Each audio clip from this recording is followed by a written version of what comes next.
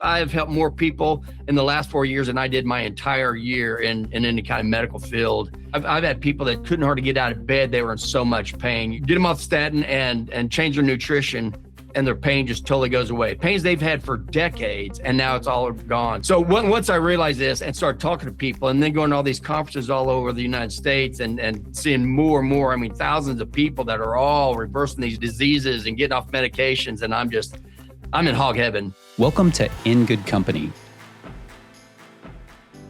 Dr. Steve Hughlett is a doctor of pharmacy with more than 34 years of healthcare experience, who now focuses on helping people improve their health through nutrition and lifestyle changes. Alongside his wife, Teresa, a certified life coach, he hosts the Nutrition Prescription Wellness versus Medications podcast, where they share practical strategies for weight loss, metabolic health, and reducing dependence on medications through whole food nutrition and mindset transformation. Dr. Hughlett, welcome to our show. Oh, thank you so much for having me here. Dr. Hughlett, you're a pharmacist who helps people get off of medications.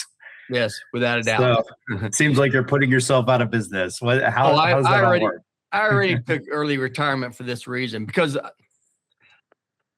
all the way through school, I went to college for 12 years, practiced for the next 29 years after that, in the same hospital. And I had no idea how I'd been brainwashed. When you're in the system, you don't realize that the drug companies and food companies are running all this. And once I got out and I started finding out about nutrition, because I was asked to give a talk on childhood obesity, was how I first started this. Because no, sure, I'll do that. And long story short, I went to the nutrition literature and found out there is so much. And people are reversing these diseases that I've always told was irreversible. They're type 2 diabetes. You can be off your diabetic medications within 30 days. You haven't reversed type 2 diabetes yet, but you're off your diabetic medications. But you keep eating the same way and you do reverse. I've got so many people that have reversed diabetes, IBS, rheumatoid arthritis, congestive heart failure, AFib, fatty liver disease, all these things that I've always told is irreversible, progressive, chronic. There's nothing you can do about it. Just give another pill. And there people I know, friends that I know that have listened, they've read my book, they've listened to me, we talk, and they're reversing all these diseases that they were always told is chronic. And it is absolutely amazing. I've helped more people in the last 4 years than I did my entire year in any kind of medical field. And the first thing they do, everybody's done this. The weight comes off. That's just a natural thing. The weight does come off. Everybody's like, how do I lose weight? It's like, that one's easy. It's simple, but it's not easy. But the first two things within a month from people eating, the first two things they say is, my brain fog's gone. I think so much more clearly now, and they have more energy. They're like, I can't believe all the energy that I have right now. And it's like almost just across the board. Everybody sees those two things first. Pain. I've had people that couldn't hardly get out of bed. They were in so much pain, usually after being put on a statin, and get them off statin and change their nutrition, and their pain just totally goes away. Pains they've had for decades, and now it's all gone.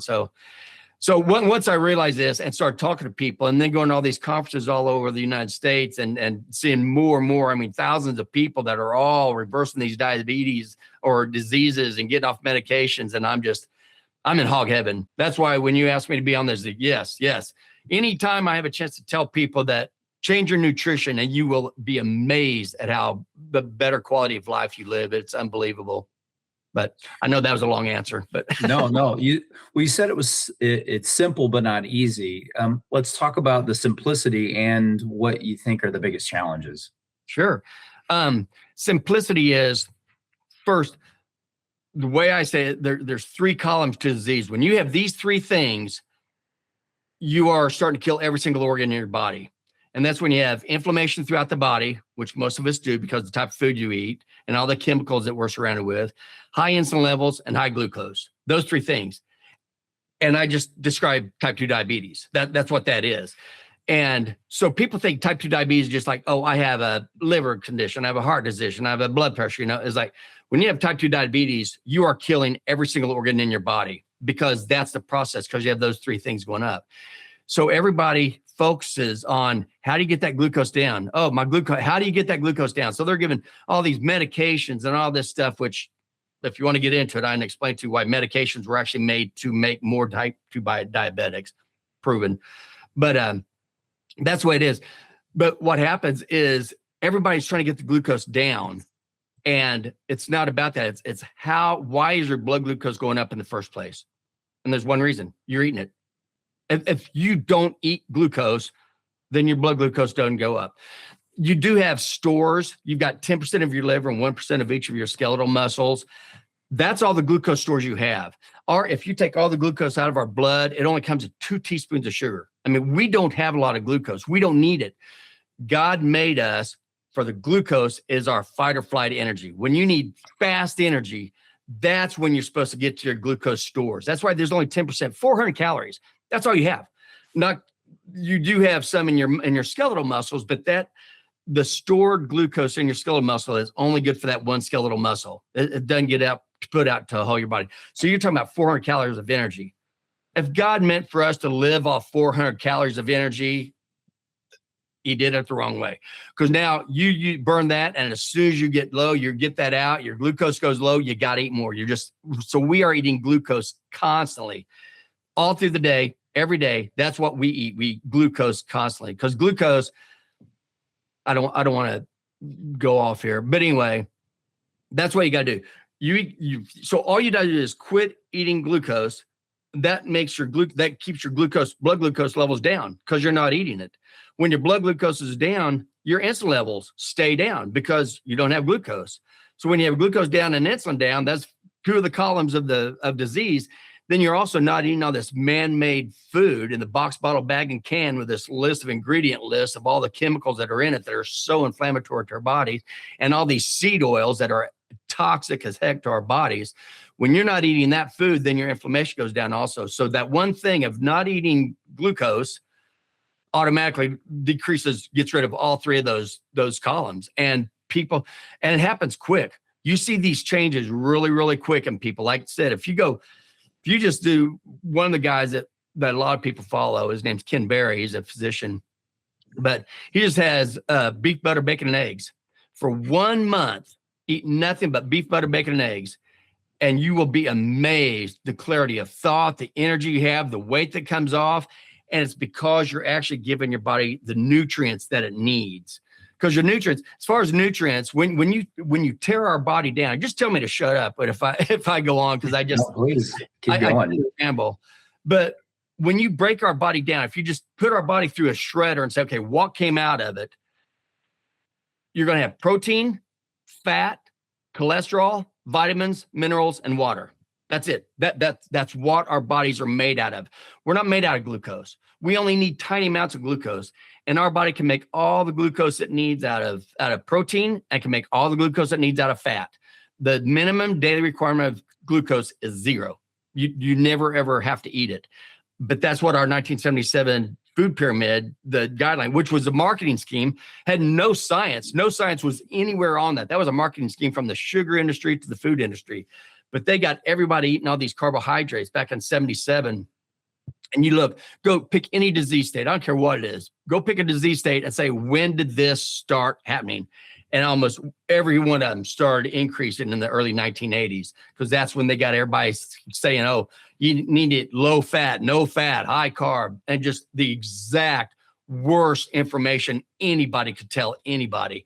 And they're still telling people that now. Doctors today are still telling the people, watch out for red meat. Don't want to get red meat. Don't get your LDLs high. We're going to put you on a statin. And they don't know. The doctors do not know what proper nutrition is. And so that's what they tell people. If you want to lose weight, you just got to exercise more. And what's the other one they tell you? You got to, eat less calories. Eat the same crud that you're eating, just eat less of it, which they chemically make it so you can't eat. You're constantly hungry.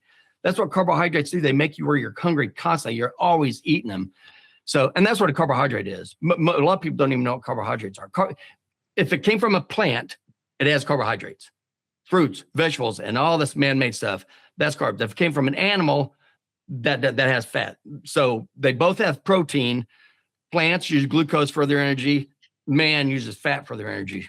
That's why we have fat subcutaneous fat cells all over our body.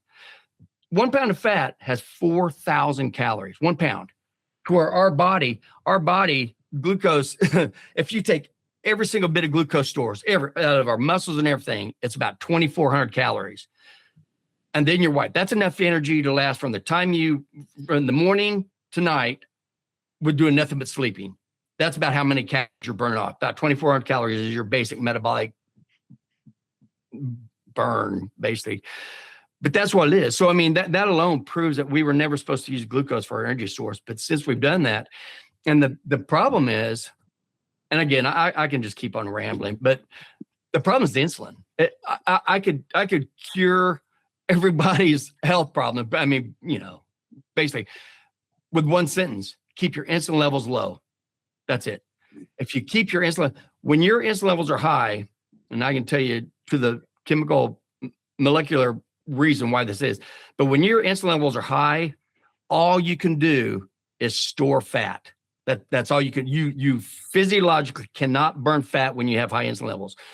When you have low insulin levels, all you can do is burn the fat out of your fat cells. That's all you can do. You can't store it.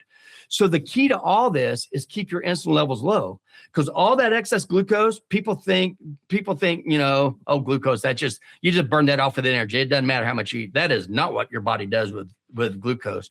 When you eat this, your body does not want high blood glucose, so it secretes insulin. Insulin does three things with your glucose. First thing it does is it replenishes any glucose stores that you've burned off. Does that make sense? But most people haven't burned off a lot of glucose stores because they're eating it constantly. The other thing it does is it does that and then burns whatever energy you may be doing right after you eat, which most people sit down after they eat. They don't go do anything great big day. So burn off for immediate energy, and then replenish your glucose stores. All the rest of the glucose that we eat, insulin tells the liver to turn all that glucose into triglycerides, because it knows it's an energy form. So it turns it into triglycerides because our bodies were made to survive. So our bodies, when it sees an energy form, our bodies know how to store it. And that's how it stores it. Turns it into triglycerides and stores it in your fat cells. That's it. So again, if you're not eating glucose, you're keeping your insulin levels low, which means you're burning your own fat for your energy source like God made us to do. And you're keeping your insulin levels down, and you'll keep the inflammation down because you stay away from all that man-made food. Does that make sense? So let's dig into inflammation. What are all the causes of inflammation in the body? Oh my gosh. Chemicals are huge. Inflammation, there's acute inflammation and chronic inflammation. Acute inflammation, we have to have it. I mean, if you don't have an inflammatory response, you're going to die from everything. So acute inflammation is any kind of stress. That could be a broken bone. That could be a splinter in your finger. That could be pneumonia.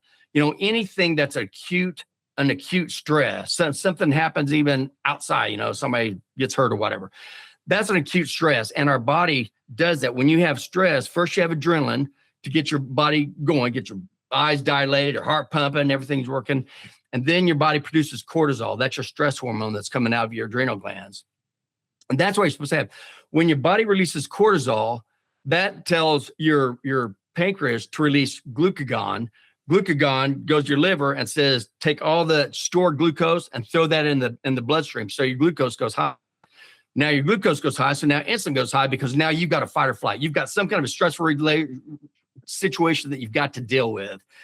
But what's supposed to happen is you deal with that situation. Now your glucose comes back down, your insulin comes back down, and you start eating the fat out of your fat cells again. That's what's supposed to happen.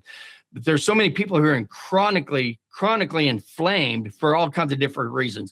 They could be stressed because of money, because of relationships, because of job, because of all this. That's chronic stress, and that's constantly putting glucose in your body also, because you're always in that fight or flight, and that's the one that's bad. That tears your body up in so many ways.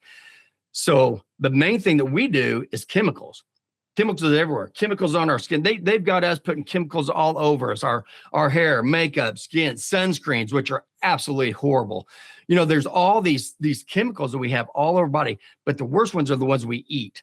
So anytime you go to the grocery store and you have a box, bottle, bag, or can center aisles with a big list, that's chemicals. They're all chemicals. They're all chemicals our body doesn't know what to do with. Because when we eat food, or like whatever, you got a plate of food in front of you, our bloodstream doesn't see that plate of food. the only thing that sees that plate of food is our GI tract from our mouth to our anus.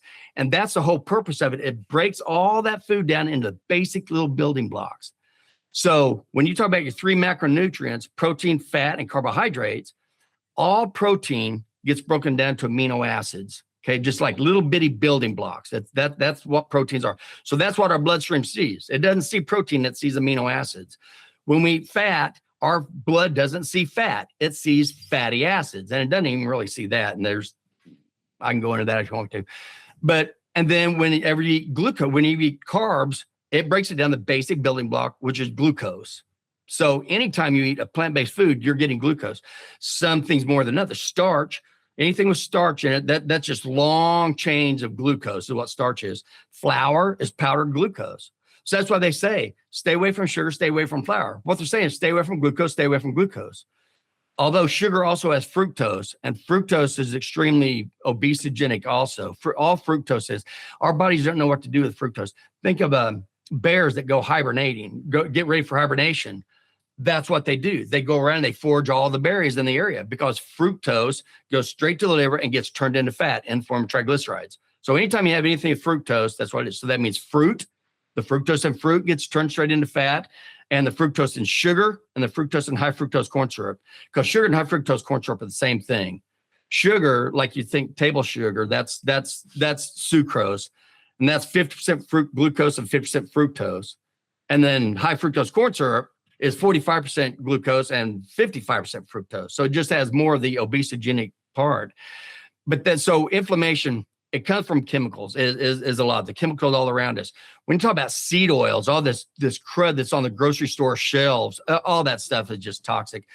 But seed oils, first, the main seeds they're talking about is corn, soy, and wheat. That's what our government gives most of the money to, because that's what our food companies use, corn, soy, and wheat.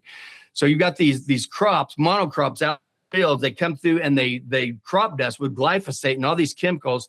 So you have your herbicide, your fungicides, pesticides, insecticides, it just chemicals, and it does get in the food. They say it doesn't. It's like, yes, it does. And it's been proven over and over. So you're getting all those chemicals that are when you first get it in. Then they take these seeds and these vegetables and they put them in a plant to try to get oil out of them, which is not natural.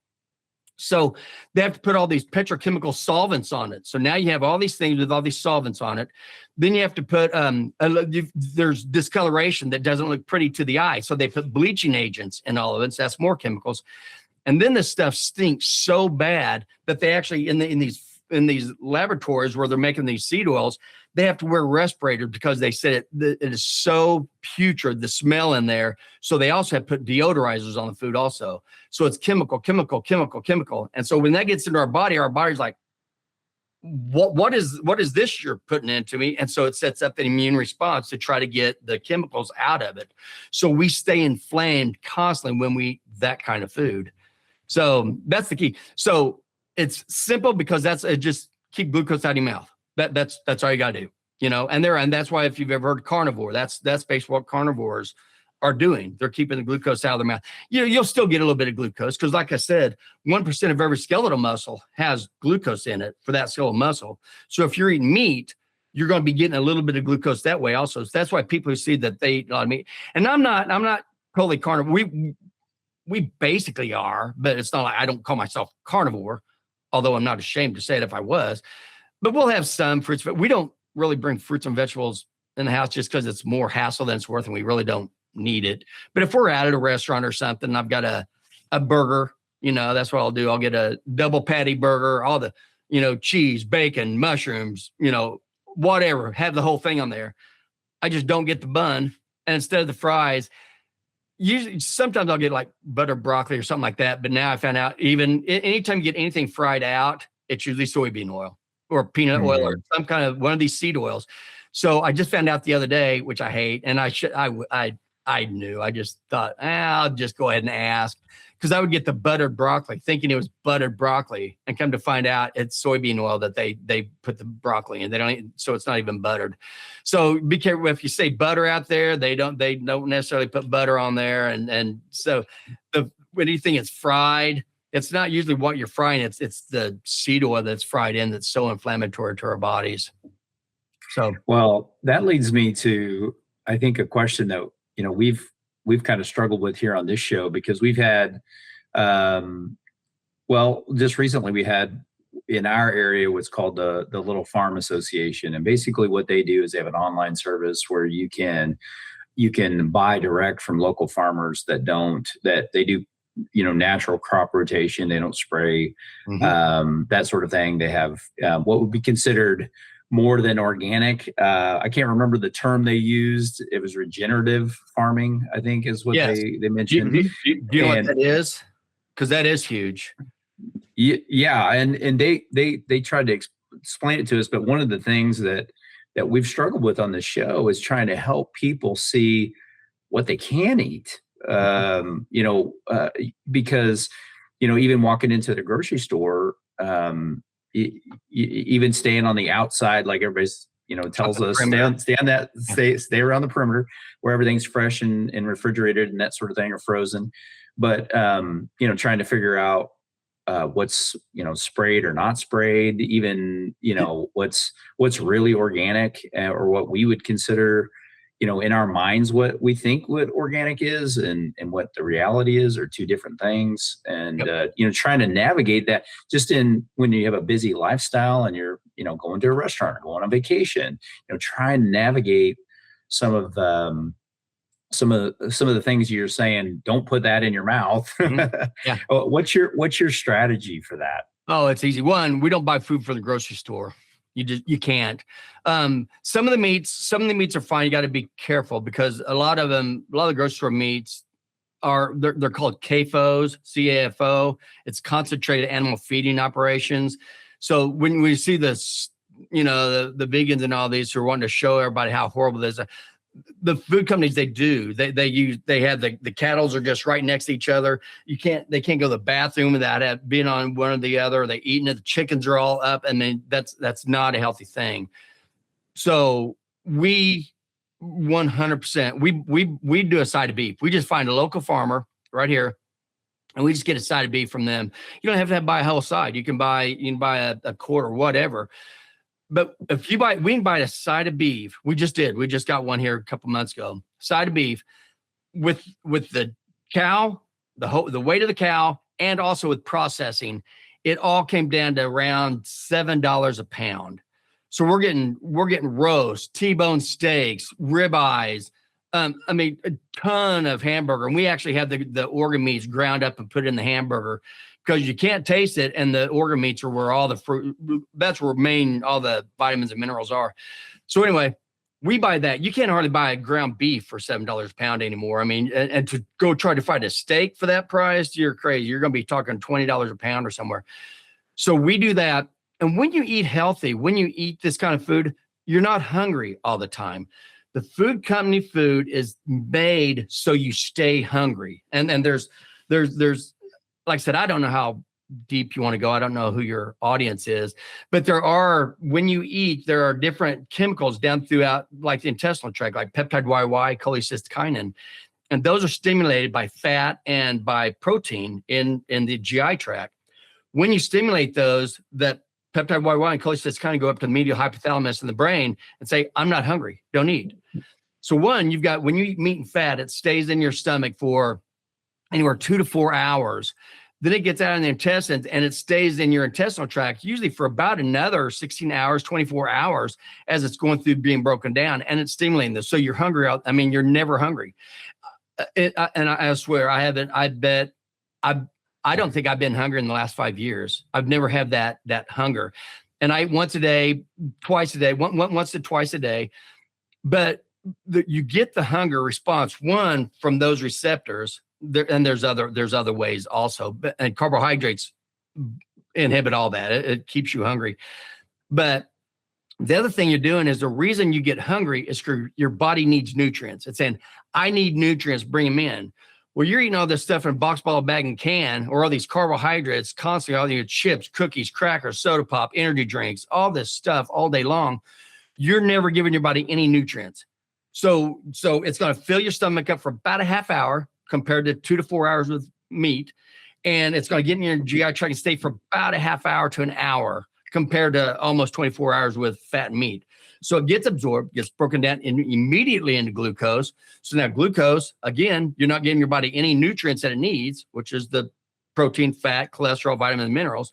And so you're hungry immediately. About 2 hours later, your body's like, okay, you never gave me anything. So you want to try eating again, in hopes that you give them some nutrients again. And people don't ever give nutrients. They're eating all this stuff. It's making them fat. They're getting fatter, causing problems with the brain. We're seeing more depression now, anxiety, all these things that we never used to see before. And that's the other thing. As soon as people start going more like carnivore and keto, their brain fog goes away. They think more clear. Like I said, they have more energy. I mean, depression. I've heard so many people who've gone totally off their depression medication, been on depression meds for like decades. In fact, when I was just telling Spencer about, we just got him off my podcast about 10 minutes ago. He made a documentary called Healing Humanity. And he did it because of what happened to him. And that's what he'd been on depression medications. I mean, he had a whole ton of medications for decades. And then all of a sudden he found out about carnivore and started eating this way. And he's off every single one of his meds. He had a great big box. He had like 15 different bottles in this, which we see all the time in pharmacies. I mean, people come in with grocery sacks full of all their bottles of medications. It's absolutely horrible because medications don't treat anything. They take care of the symptoms and they let the root cause go on. And this is the root cause: glucose, inflammation, and insulin. Take care of those and you'd be amazed at what goes off. So as far as how hard it is, it's not. We do that. We don't, if we go out, we may have some fruits and vegetables. We don't even get them. But if we would, we'd be getting those from farmers market. Know your farmer, because just because it's a farmer's market, they may still spray chemicals on it. So just learn, find out who your farmer is. But like you said, regenerative farming is, if you have a farmer that's doing regenerative farming, like we do here, we have several farmers who do regenerative farming here.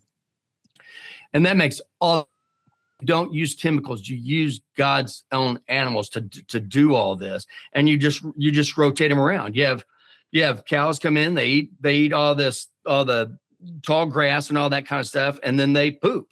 And then you move them around. Well, now you send the pigs in. So now they're in a different field now. Now the pigs are in there. Pigs go around, they root, they get all that poop and all that stuff all down. It nourishes the land. It brings in all these bugs. So then you bring the chickens in, chickens go in, they eat all the bugs. And so now you have chickens on there also. So once you clean all that up, now all of a sudden you let that field rest, and now all of a sudden it grows. It's got the nutrients, it has all this kind of stuff, and you just keep cycling it around. That's what regenerative farming is. You're using God's natural plan to continue with everything. You're getting your chickens, you're getting your pigs, you're getting your cows. Everybody's eating off every other. You don't have to worry about because your plants aren't going to be growing really tall. You're not going to have to worry about that when you have all the cattle around. So that's why regenerative farming is so good, because it is the natural order that God has always meant for us to be. And it's not all these chemicals that are killing us. Hey, thank you so much for watching this episode of the In Good Company podcast. Make sure you like and subscribe. It truly goes a long way to growing our channel. And also share this episode with someone who needs to hear it most. Now back to the show. So let's talk about, you're a pharmacist. Medications better than anybody. What are some of the medications that you think a lot of folks that have certain diagnoses could get off of the easiest? Well, the easiest is type 2 diabetic medications. You can be off that in 30 days, because type 2 diabetic medications only work to lower the glucose, and they do it by increasing the insulin. Back in the 1900s, like all the way up to 1980. Okay, I'm 63 years old. I'll be 64 in a month. So I remember all this stuff. This is fresh. This is college, high school days. We didn't have obese people then. We didn't have all these conditions that we see right now. But all the way through there, up to 1980, there were only 6-7 different two classes of diabetic medications. One was biguanides, that's your metformin. And then you had your sulfonylureas. And there were like 6 drugs in that. So 7 total drugs. That's all there was, because the drug company said that there's not enough type 2 diabetics to make it worth their while. And because they've shown that even though you lower the blood glucose, that doesn't really affect anything health-wise. Because now we know it's because your insulin is what's caused the problem. So 1980s and 1990s, 20 years, not a single diabetic medication was made.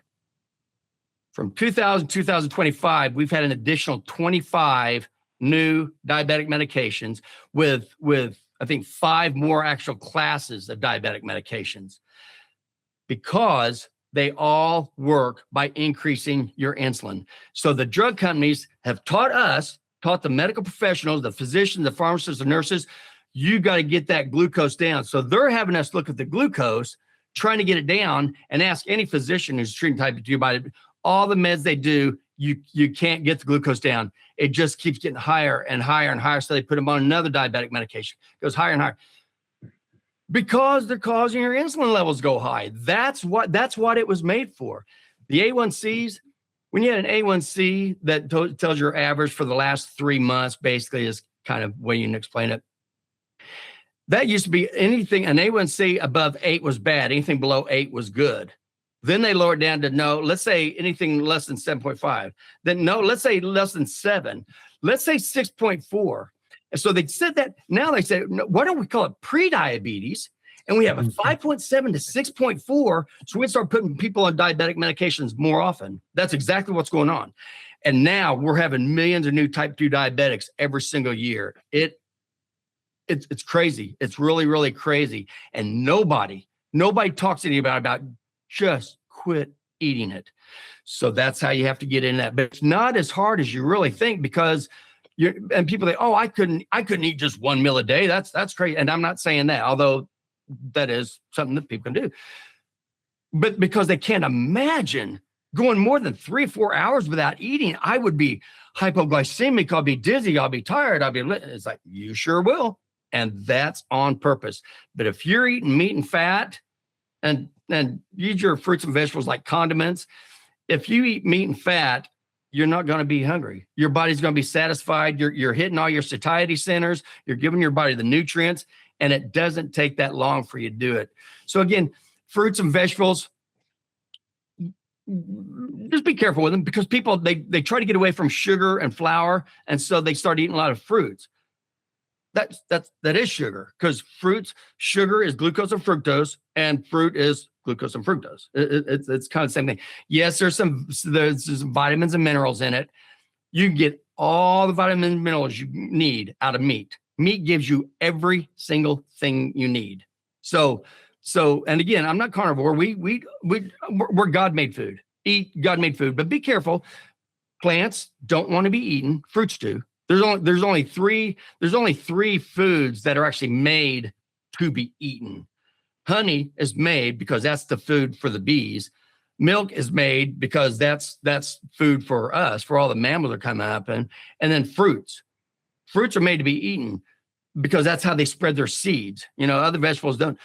Just like think of a green banana. You eat a green banana, it's bitter. You don't want it. Well, that's because it's not ready yet. It's ripening the seeds. Once the seeds are ripened, now it tastes good. So the animal will eat it and then go around and poop it out and spread the seeds. So those are the only 3 feeds.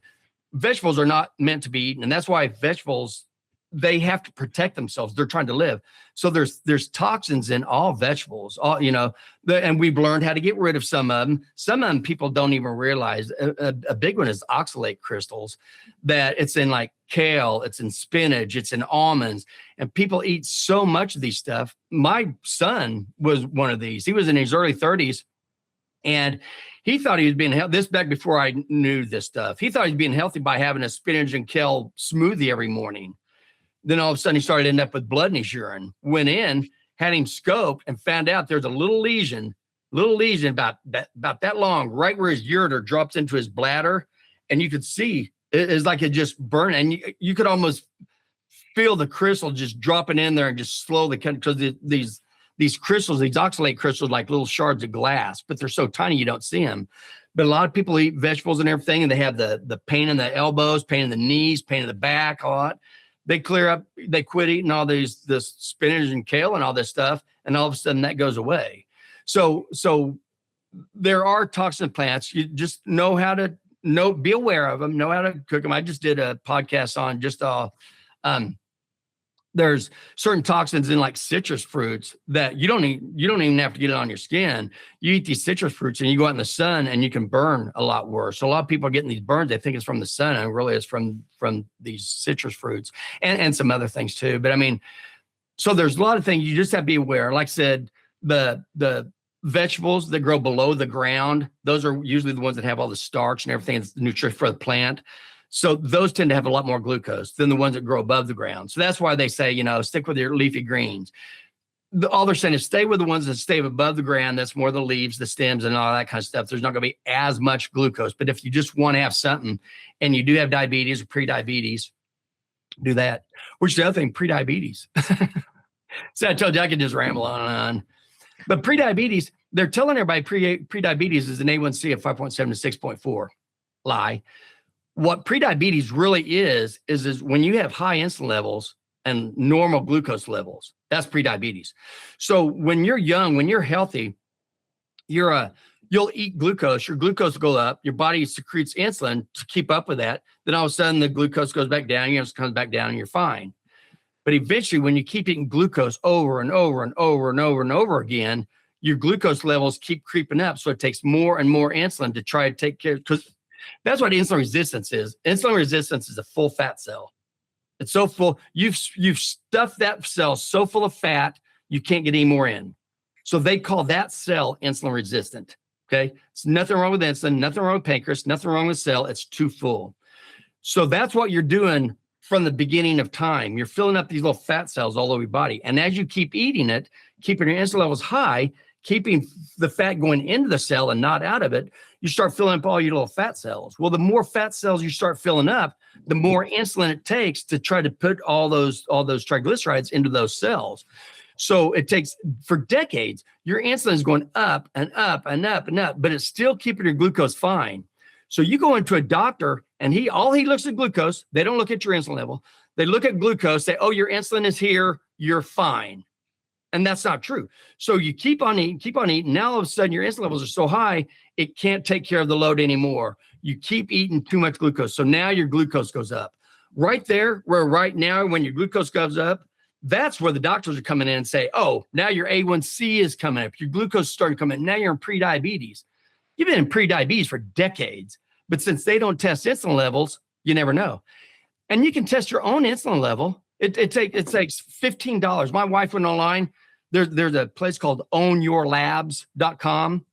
You go into ownyourlabs.com. You have all these different, you can order a lipid panel. You can order all kinds of things off this for cheaper than you're going to get it anywhere else. You just click that, give them $15. They'll print you out a sheet. You take it to a lab draw place like LabCorp or Quest here in town.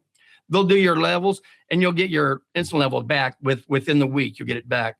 And the problem with a lot of these, when you look at the ranges on a lot of these labs, these ranges are made off sick people. That's like the average. Well, the average is sick anymore, especially around here.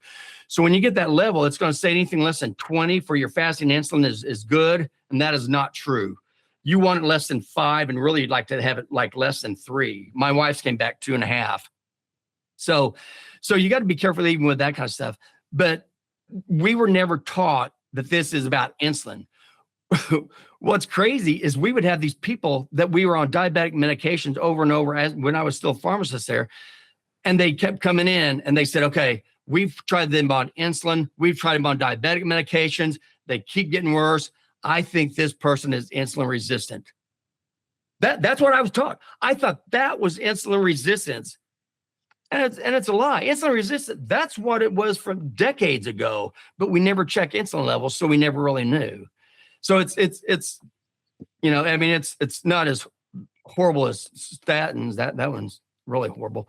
But the problem is all we're doing is treating symptoms, and they're making us look at the wrong things. Like with diabetes, they're saying look at your glucose instead of looking at your insulin. With like these GLP-1s, look at your glucose and look at your weight loss. It should be look at your insulin levels and look at your fat loss, because most of these people on GLP-1s, they're losing more protein than they are fat, because what they're doing is they're not eating. They're just not eating. So the body still needs its nutrients. It still needs its protein, fat, cholesterol, vitamin. It still needs that. So it gets the fat from the fat cells, which it should have been doing from the beginning if we hadn't been eating all this glucose. But it also gets the protein from your muscles, because it's gonna conserve your organs by taking away from your muscles. Because you can cut your arms off, cut your legs off, you're still going to be fine. And that's what it does. It starts eating all that muscle because it needs the protein. It needs those amino acids. And that's where it gets so GLP-1s, it's auto cannibalism. You're eating yourself from the inside out, and that is not the healthy way to go. And that's why they were saying over 70, 75, 80 different adverse effects with the GLP-1s, and even more than the statins. So just so I know, like, you're, as a pharmacist, you're kind of against the GLP-1 Yes. kind of movement right Yes. now because it's very popular. Yes. And I think I'm just thinking about human nature, and you've got, you're married to a life coach, so I'm sure she deals with this a lot, the mental side of this. But Yep. that's the component that has always interested me as well. As I've had family members with eating disorders, and they use food for not just nutrition, but satiate feelings or whatever. And Right. I think a lot of society, unfortunately, is looking for just a magic bullet to to deal, because quite honestly, there have been a lot of people who've spent years and years trying to figure out how to reduce weight, and they've heard so many different Yep. answers to that problem, and tried it themselves, and had consistency problems. And so they're like, if all I have to do is take a shot, then that's easiest. But what do GLP-1s do to your body? GLP-1, they actually act three different ways. One, like everybody knows, first, GLP-1, your body actually secretes a GLP-1. It's an actual hormone that your body secretes. It secretes it after you eat a meal, mainly if there's carbohydrates, because again, your body doesn't want high glucose levels. So when you eat a meal, your body produces GLP-1, and that holds the food in your stomach for a little longer than normal. So it can give more time to break it down, get down into the intestinal tract. Once it gets in the intestinal tract, again, turning glucose, goes in the bloodstream. GLP-1s also stimulate your pancreas to produce more insulin. So now you're producing more insulin. The other thing it does is it blocks glucagon, which is what's going to put glucose into your blood. So it stops all that.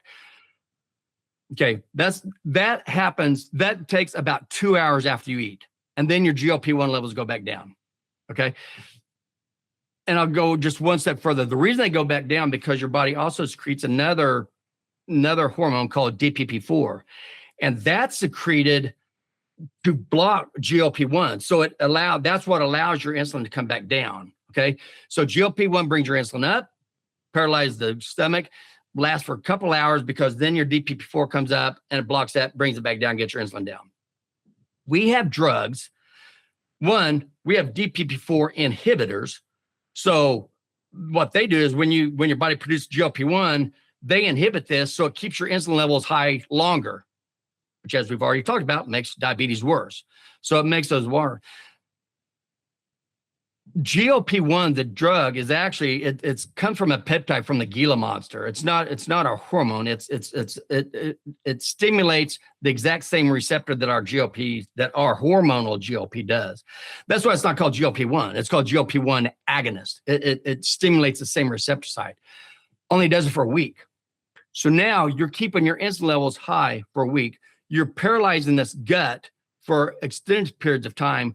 That's why. So food will stay in your gut instead of like 30 to 60 minutes with carbohydrates and 2 to 4 hours with protein. Food will stay in there for days. There have been people who've gone into surgery and they tell them stop eating 12 hours prior to surgery. So because they don't want them to, why because the anesthesia, a lot of people they inhale that, they go through their lungs, it causes problems. So they don't want you eating. These people stop eating 12 hours before, go in, they'll cut them open, find out there's food that they had from a meal 3 days prior and still there. That's why they call these Ozempic burps. It's because it's like you burp up this rotten food because they're just sitting there, totally damaging your gut. So that's why people are having their stomachs removed, their intestines removed, their colons removed, because it paralyzed, it putrefies in the stomach, and it's tearing up your whole gut. It changes the type of bacteria that we have in our gut, and our gut bacteria is so huge. So you've got this chemical from the Gila monster That's what's paralyzing this. And so we're seeing all kinds of adverse effects. And like I said, there's over 70 different adverse effects. There's also, they found out there's GLP-1 receptors in the brain too. So now they're seeing that they're also causing a lot of people they're starting to have dementia. They're starting to they get foggy headed, all these other things.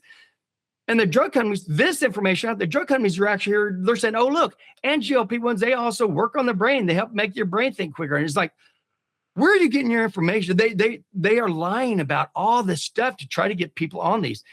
And like you said, I mean, people are coming off this. They're coming off this all the time because they just feel horrible when they're on this. And the fact is, the only reason it's working is because they are not eating. So of course you're going to lose weight, but you're losing everything. You're losing your vitamins, you're losing your minerals, you're losing everything. If you just eat, and again, I'm not carnivore, but I'm pretty meat and fat and dairy, anything comes from an animal, cheese, eggs, all that, bacon, cottage cheese, cream cheese, whatever. All that stuff is fine. All that your body knows what to do with. All these chemicals that doesn't. And this overdose of glucose, your body doesn't know what to do with it. So it just turns it into fat. So that's to back kind of your question, the way I wanted to explain to people is break it down exactly in the body. What does your body do with amino acids? What does your body do with fatty acids? What does your body do with glucose? Back in 1965, it was estimated that we only ate an average of 2 teaspoons of sugar per person per day, 2 and 65. And that's about what we have in our bloodstream. Fast forward to 2015, and they did another estimate, and that went from 2 teaspoons per person per day up to 65 teaspoons per person per day. And everybody's like, oh, there's no way I eat that much. Oh, you think one 12-ounce can of pop has 10 grams of glucose? And then you go in and you're talking about all the cookies, crackers, chips, pizzas, fast food restaurants. I mean, people are eating glucose constantly and our body doesn't know what to do with it. So that's what it does. It turns it into fat, it stores it. So, and again, we could talk exactly what on this, why is the high insulin levels force you to store fat and low insulin versus burn fat, or you can just believe me that that's what happens. So when you keep your insulin levels high, no matter what you do, and that's what's crazy. I don't know how much time we have. We're good. Oh, you're good. Yeah, please keep going. You've got what's called body weight set point. Okay. So just like you have a thermal set point, that's why our average body temperature is around 98.6. Some people a little higher, some people a little lower, but it's all around 98.6. Our sodium levels, 135 to 45, our pH, 7.35, 7.45. It's called homeostasis. Our body knows where it needs to be, and it has all kinds of ways to keep us there. Our weight is the same thing. The only thing is our weight, so our body weight set point, that's determined by us. How much do we move and how much and what kind of foods do we eat? So that's what happens. So if your weight's going up, your body's going to try to get that back down. This it doesn't mean it's the healthiest. I mean, this could be 400 pounds, but that's where your body feels comfortable for your activity level and the amount you eat. So if you're here, say you're an actor and you're wanting to gain weight for a movie, you start gaining weight and your body tries to bring you back down. So again, it does it by your metabolism and by your food. When you start going up, your body says, no, come back down. So it speeds up your metabolism and it makes it where you're not very hungry. So these people, they're eating when they're not really hungry, except that's why they have to eat a lot of carbs, because carbs don't keep you feeling full. And they go straight into fat, which is exactly what they're wanting, just like a bear into hibernation. So they start gaining weight, and the way they're doing it is by eating carbs. And they're also, it's a little harder for them because their metabolism's going. So that's why you may see them in another movie like a year later, and all of a sudden they're back down to their weight. It's because their metabolism was already revved up and they weren't hungry. So it was easy to come back down. Not super easy, depending on how big they got, but it'll bring it down. The exact same thing happens when you're trying to lose weight. You start losing weight, and this is where your body's comfortable. So your body's going to do 2 things. It's going to make you more hungry because it wants to get you back up to this weight. And it's going to make you more tired because it's trying to slow its metabolism so it can come back up. So what is the beautiful, wonderful, smart, intelligent information that all our physicians give all their patients who are trying to lose weight? You need to decrease calories and you need to exercise more. So you're here, you're coming down, your body's trying to make you ravenously hungry, and they're telling you all you got to do is eat less. And you're ravenously hungry, and you're used to eating the same kind of crap that made you sick in the first place and starving in the first place. So, and they're saying, and you need exercise. See, people probably haven't exercised in 20 years, and now the body, their metabolism's slow because they're trying to bring you back up, and they're telling you start exercising then. The worst information you could ever give anybody. The answer is, okay, when you're trying to lose weight, eat the foods that are satiating, eat the foods that give you the nutrients and make it to where you're not hungry. That means basically as close to an animal-based foods as you get. And that just doesn't mean just eat a piece of meat. Like I said, there's, eggs, cheese, cream cheese, cottage cheese, dairy, there's all kinds of fish, meat, there's all kinds of things, all kinds of different kinds of meat. But if you eat that, that keeps you satiated so it doesn't make you hungry. And don't work out. Don't exercise. Just don't. You'll know. And I firmly believe in working out. My wife and I, we work out every day. I firmly believe it. However, if you're, 100 pounds overweight, 50 pounds overweight, and you're just now trying to lose weight, exercise is the last thing you want to do. It doesn't take long when you're on animal-based food that, like I already said, you get clear-headed, you have more energy. You'll know when you start coming down because you're like, oh my gosh, I got all this energy. What can I do? Work out. That's a good thing. Everybody should walk. I do not call that working out. That's vital to life. Everybody has to walk every single day, and that's for a totally different reason. It's not like cardio. You're not getting your heart rate up or anything. You might, depending on how much you walk, but that's for your lymphatic system. That's to help drain all the toxins out of your body. That's why everybody needs to walk. But until then, and everybody uses working out as an excuse. Oh, I'd like to lose weight, but I don't have time to exercise. I don't have the money to exercise. I don't know where to exercise. I don't have blah, blah, blah, blah, blah. It's like, it has nothing to do with that. It has nothing to do with exercise. Just watch what you put in your mouth. And then it depends on how what's sad is the ones that really see a huge difference, like Carrie Mann, the guy who's doing the documentary. It's the ones who are so far down, they feel like, I'm going to die. I'm going to die any day now. I have no reason to live. I'm depressed. I'm anxious. I can't move around. I can't walk. I'm going to die. They're the ones that once they find this out and they switch over to an animal-based eating, those are the ones that are the biggest ones to go out and say, I got to tell somebody about this. Mm-hmm. But I want to get to the people who aren't even there. They're still in pre-diabetes, although they don't know it because they never get their insulin levels checked. But I want to talk to them because it's not just diabetes. When you have high glucose, high insulin, and inflammation throughout your body, you're getting fatty liver disease. You're getting fatty kidney. You're getting fatty heart. That's number one reason for heart attacks. Number one reason people go on dialysis is because of type 2 diabetes. You get the Alzheimer's called type 3 diabetes. Dementia. Our body works on fat and cholesterol.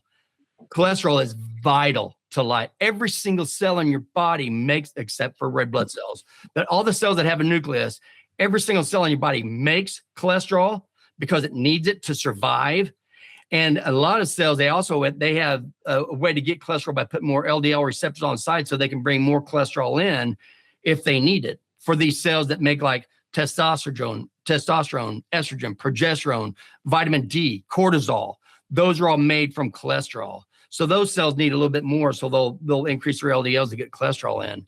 But the fact that we use statins to lower LDL cholesterol makes zero sense. LDLs are not what cause cardiovascular disease. So you're treating something that doesn't even need to be treated. And the way you're doing it is you're killing every single cell in your body. And that's what happens. That's why we're seeing adverse effects all over the place of these statins. I've got a book here, but it's a 400-page book about how statin drugs really work and kill you one cell at a time. It was eye-opening. I learned so much from that. I thought, oh my gosh, this is crazy what's going on. So everything else I read talks about how LDLs that's not what causes. It's triglycerides. That's all you need to do. When you get your lipid panel, the doctors look at one thing, LDLs. Oh, your LDLs are. And now it doesn't matter whether they're high or low. They need to put you on a statin for whatever reason. But all they need to look at is triglycerides and your HDLs and your total cholesterol. But if your triglycerides are here, you want your triglycerides and HDLs basically the same. If your triglycerides are twice as high as your HDLs, that's okay. But most people's, it's way higher than that. So their triglycerides are way high and their HDLs are low, because your HDLs are made in your intestines, and they increase by eating fat and cholesterol, because that's what makes your HDLs. And then resistance training, that'll help HDLs go up too. But that's the only thing they've ever found. But since everybody's eating all these carbohydrate diets, they're not eating very much fat and cholesterol, therefore their HDLs are low. Now they're eating all those carbohydrates. All that carbohydrates, which means glucose, gets turned to triglycerides. So that's why their triglycerides are high. So if you have high triglycerides and low HDLs, you're a time bomb. You're a time bomb, and it's going to stay there. What comes first? The kidney disease, the type 2 diabetes, the heart disease, fatty liver disease. That's where genetics comes into it, where to go. But as long as your HDLs are low and triglycerides are high, you're a walking time bomb. And all you have to do is eat fat and protein, because the fat's going to increase your HDLs, and you quit eating the carbs, glucose, so your triglycerides come down, and you can reverse that. My wife and I, both our HDLs are higher than our triglyceride levels. So that's kind of where you want it to be. You know, again, you want them kind of 1-to-1, but definitely don't want your triglycerides any more than twice your HDLs. And there are doctors, there are these conferences. I mean, everybody, there are thousands of people out here know this, but not your doctors, because they're not trained by the drug companies. They do not know this. They get a cholesterol panel, and the first thing they do is look at the LDLs, guarantee it. And now they say, well, everybody's going to end up with high cholesterol, so I might as well start you on a statin, even though they're not high. It's the craziest thing. They just did it to my son. My son's 32 years old. He went in, they're fine. Him and his wife, they eat healthy. I mean, they work out all the time. They're in great shape. So they got the cholesterol panel. His HDLs were so much higher than his triglycerides. I think his HDL, you want your triglycerides to HDL to be less than 2 or preferably 1. I think his was like 0.6. I mean, his HDLs were sky high. His triglycerides were low. Total cholesterol divided by your HDLs, you want that less than 5, preferably less than 3.5. His was so low. I think his was 1.8, something like that. I mean, just ungodly low. I mean, just perfect, fine specimen. But his LDLs were like 160 or something like that. So his doctor said, well, we need to put you on a statin. Obviously, I said, no, thank you. This episode of the In Good Company podcast will be continued next week. Thank you for watching. If you enjoyed today's conversation, make sure to like and subscribe so you never miss an episode. And we'd love to stay connected. Follow us on YouTube, Facebook, and on Instagram at In Good Company Elder Care Podcast. You can also find us on X, formerly known as Twitter, at IGC Pod, and on TikTok at IGC Elder Care Podcast. Thanks for tuning in to In Good Company. I'm John Ray, and I've been joined by my amazing co-host, Spencer Ernst. Special thanks to our executive producer, Alex Wallace, for helping bring this show to life. Until next time, take care, and remember, you are always in good company.